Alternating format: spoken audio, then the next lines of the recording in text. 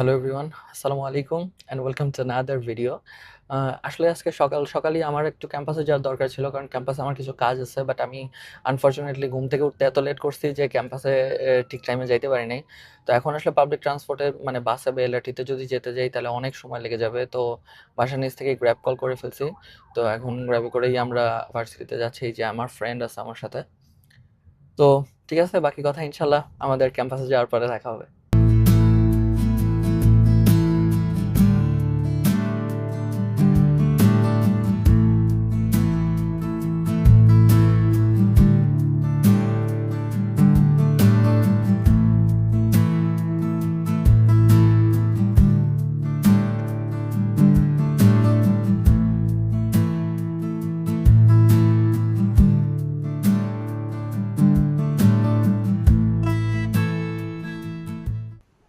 তো আমরা কিন্তু চলে আসছি আমাদের ইউনিভার্সিটিতে।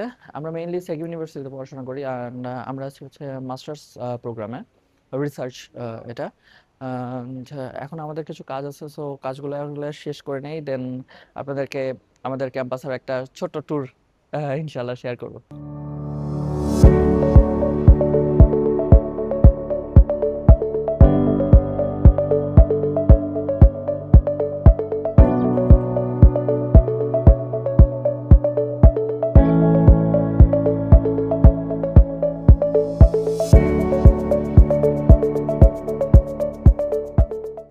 সো আসলে আইটিতে কাজ করতে গেছিলাম, বাট আনফরচুনেটলি আইটিতে এখন লাঞ্চ ব্রেক চলতেছে, তো কাউকে পাই নাই। তো এখন একটু ওয়েট করব।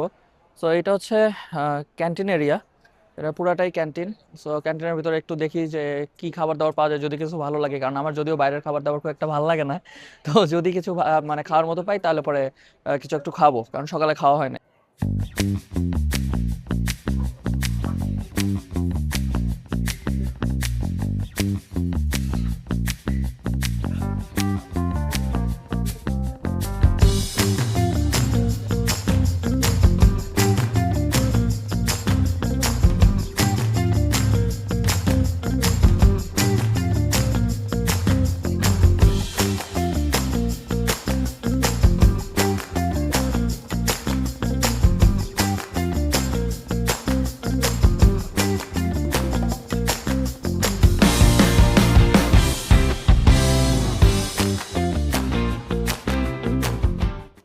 সো মেইনলি আমি খুব একটা বেশি বাইরের এই খাবার দাবার খাওয়ার উপর ভরসা পাই না, কারণ টেস্ট যে আসলে কেমন হবে।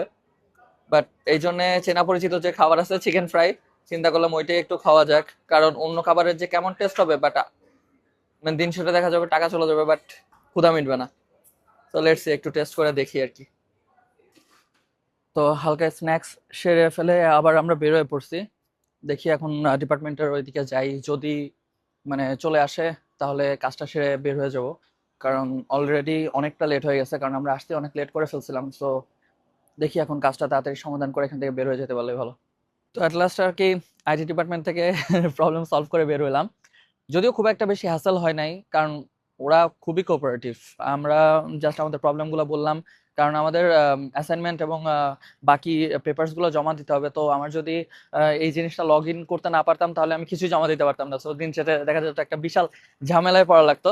তো আলহামদুলিল্লাহ সলভ হয়ে গেছে। তো এখন বের হয়ে যাচ্ছি ক্যাম্পাস থেকে। এখান থেকে আমার ইউনিভার্সিটি থেকে একদম ডিরেক্টলি আপনি হচ্ছে এমআরটি পেয়ে যাবেন, একেবারে মানে এন্ট্রান্সের সাথে লাগানো। তো এখান থেকে বের হয়ে যাব এমআরটিতে করে এখান থেকে পাঁচার শ্রেণী যাব, পাঁচার শ্রেণী থেকে ডিরেক্ট বাস আছে একদম আমার বাসার সামনে। তো এটা হচ্ছে এমআরটি স্টেশন। এখন আমরা এখান থেকে পাঁচার শ্রেণীর জন্য বের হয়ে যাব। দিস ওয়ান, এই যে এটা হলো সেই টিএনজি কার্ড, যেটা থাকলে আপনাকে কোনো লাইনে দাঁড়ানো লাগে না। এখানে জাস্ট এই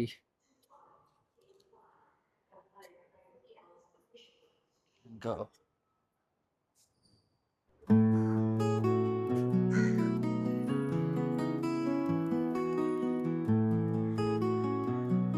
এটা হচ্ছে কোটাটা মানসারা।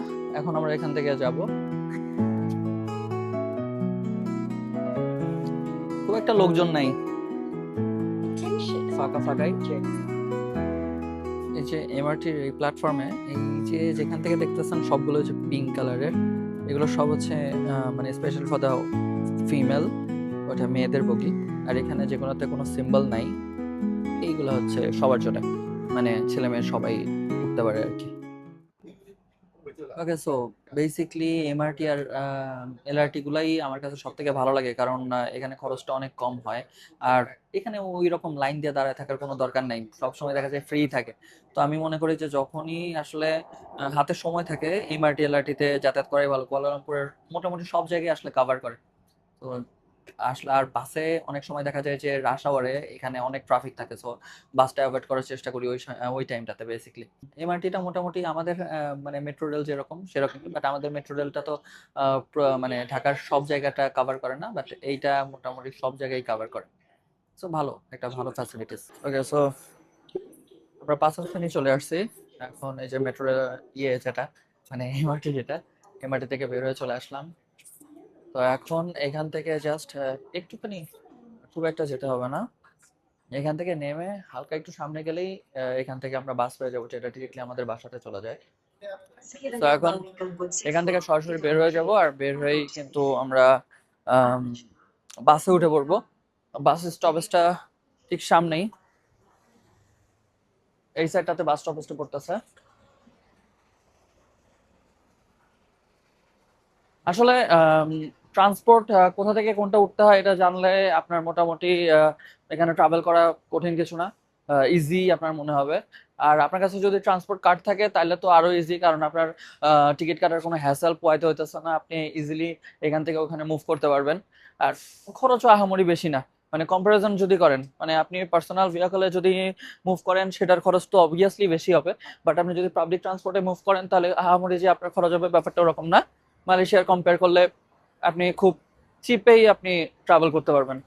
তো পেছনে দেখতে পাচ্ছেন এই যে এই বাসটাতে করে আমরা চলে যাব, এটা হচ্ছে পাথারসানি বাস স্ট্যান্ড, এখান থেকে ডিরেক্টলি আমাদের বাসায় চলে যাওয়া যায়। তো it was a small blog for you and thank you to be with us. And খুব তাড়াতাড়ি আমাদের ইনফরমেশন ভিডিও আসতেছে আপনাদের জন্য, তো সে পর্যন্ত আমাদের সঙ্গে থাকুন। Thank you.